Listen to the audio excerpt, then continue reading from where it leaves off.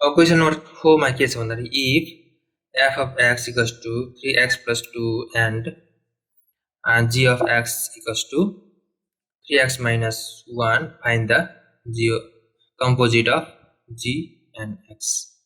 यदि fx equals to 3x plus 2 र gx equals to 3x minus 1 भए composite of g र x को मान पत्ता लगाउनुहोस्।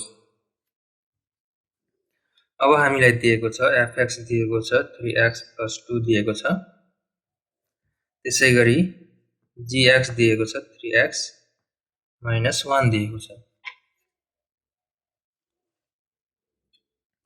र हामीलाई फाइन्ड आउट गर्नुपर्ने composite of g and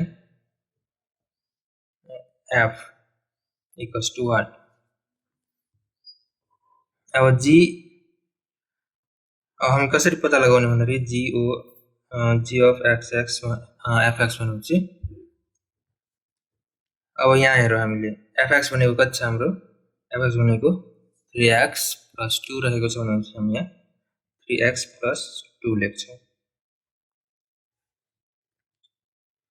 ठीक छ equals to अब के गर्छौ भन्दा g of x equals to कति छ 3x minus 1 रहेको छ। हो यो x को ठाउँमा हामी कति राख्छौं त 3x plus 2 राख्छौं।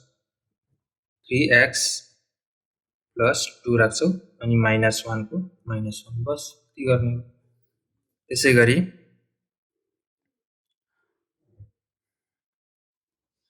अब 3 मल्टिप्लाई गर्दा 3 3 जा 9x plus 3 2 जा 6 minus 1 भनेपछि 9x plus 5 भनेपछि g of composite of g fx भनेपछि कति हुने भयो त 9x plus 5 हुने भयो। त्यसैगरी यहाँ लेखौं हामीले कति x equals to 9x plus 5 answer